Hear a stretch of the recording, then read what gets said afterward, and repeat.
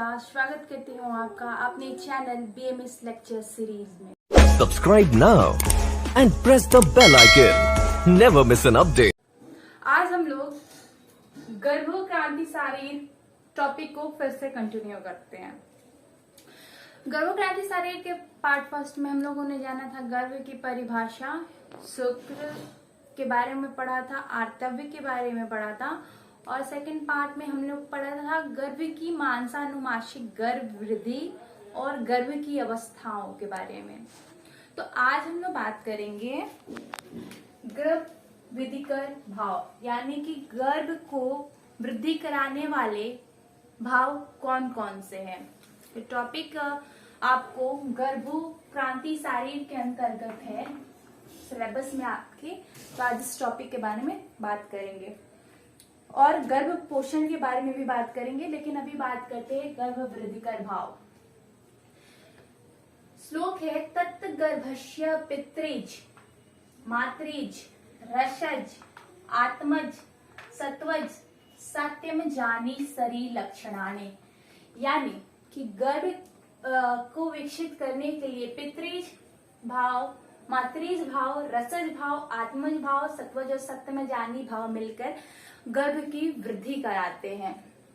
ठीक है, तो जो पितृज भाव कौन कौन से हैं उसके बारे में हम जानते हैं। गर्भ के जो पितृज भाव है यानी पिता के कौन कौन से भाव गर्भ में आते हैं वो है, श्लोक सुश्रुत शारीर स्थान में बताया गया है कि गर्भस्य केश श्रमशु लोम अस्थि नख दंत सीरा स्नायु धमनी रेत प्रभृतानि स्थिराणि पितृजानि, यानी कि केस बाल, श्रमसु यानी कि दाढ़ी और मूछ, लोम अस्थि नख दंत सीरा स्नायु धमनी तथा शुक्र, ये स्थिर और कठिन भाव, जो कठिन भाव शरीर में ये और जितने कठिन भाव शरीर में है वो सब पितृज भाव होते हैं गर्भ के। अब बात करते हैं मातृज भाव के बारे में कि गर्भ में कौन कौन से मातृज भाव आते हैं। वो है सुश्रुत शारीर स्थान में श्लोक बताया गया है कि मांस सोडित मेदो मज्जा हृदय नाभि यकृत प्लीहान गुद प्रभृतानि मृदुनानि मित्रिजानि।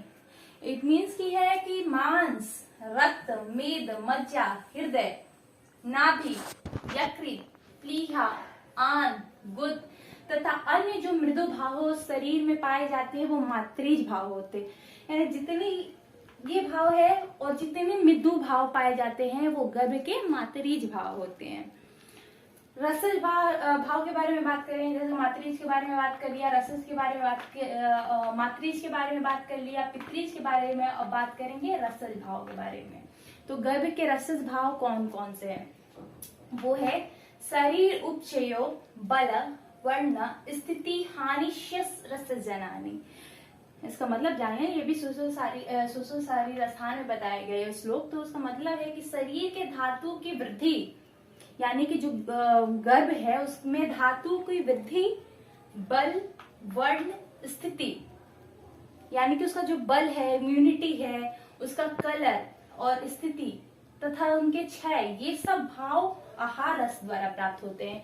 यानी कि जो गर्भ में आपको उनकी इम्यूनिटी और उनका कलर, उनकी स्थिति, उनकी धातु की वृद्धि जो माता आहार रस लेती है उस पर निर्भर करता है। ये गर्भ वृद्धिकर भाव रसज से। अब बात करते हैं गर्भ के आत्मज भाव, यानी कि गर्भ को वृद्धि कराने में वो कौन कौन से आत्मज भाव शामिल होते हैं। तो श्लोक दिया गया है शारीर स्थान में इंद्रियाणि ज्ञान विज्ञानम आयु सुख दुखादिक चात्मजानी। इसका मतलब है कि इंद्रिय ज्ञान, विज्ञान, आयु, सुख तथा दुख, ऐसे भाव, ऐसे सब भाव आत्मा से प्राप्त होते हैं। होते ही है इंद्रिय ज्ञान और विज्ञान, आयु, सुख, दुख, ये गर्भ के जितने भाव है उनके आत्मा द्वारा प्राप्त होते हैं। ठीक है, गर्भ उत्पत्ति समय उत्पत्ति होती है। गर्भ की सत्वज भाव की बात करें, जो छठा भाव है सत्वज भाव की बात करें, उसका श्लोक दिया गया है सुश्रुत शारीर स्थान में कि शौचम आस्तिक्यो भ्यासु वेदेशु गुरु पूजनम, जो सत्वज भाव है वो पवित्रता, ईश्वर में आसक्ति, वेदों में रुचि तथा उनका अध्ययन करने की प्रवृत्ति होना, गुरु और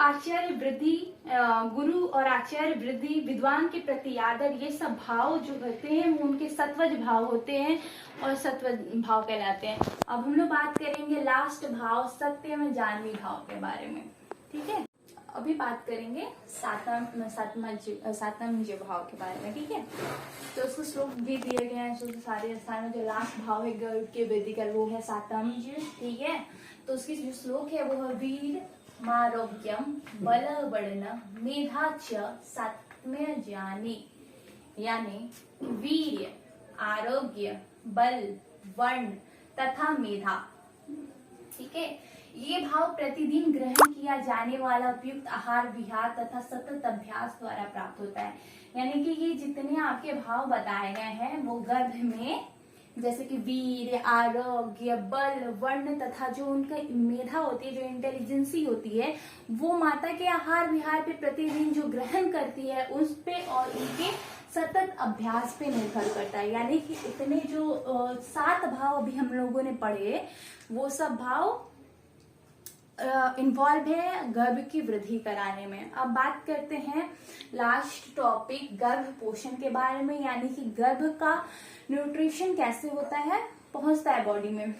तो इसमें श्लोका दिए गए हैं में सारे साल में मातस्यु खलु ऋषवहा नाड्या गर्भ नाभि नाड़ी प्रतिपदा सांडस्य मातुराहार रस्य वीर भ्रवहति तेनुक स्नेह नश्याभिवृद्धि भवति। इट मीन्स कि माता की रसवाह नाड़ियों में गर्भ की नाभि नाड़ी बंधी हुई रहती है। जैसे कि माता की रसवाह नाड़ियां होती हैं उसमें गर्भ की नाभि नाड़ी लगी रहती है, जिससे ये नाभि नाड़ी माता के आहार रस वीर्य को गर्भ तक पहुंचाती है। यानी कि जो माता की रसवाह नाड़ियां है और गर्भ की जो नाड़ियां है वो एक दूसरे से मिली रहती है। उनसे वो जो चाइल्ड होता है, जो भी गर्भ होता है, वो उसको गर्भ को प्राप्त करता है, वो उपस्नेह और उपस्वेद के रूप में, ठीक है, उपस्नेह और उपस्वेद के रूप में। बस यही है कि गर्भ इसी तरह भोजन अपना प्राप्त करता है माता से। आज के लिए बस इतना ही। लेक्चर पसंद आया हो तो लाइक करें, क्लासमेट को शेयर करें ताकि उनके साथ भी आप उनको भी हेल्प कर पाए स्टडी में। Thank you. आज के लिए बस इतना ही।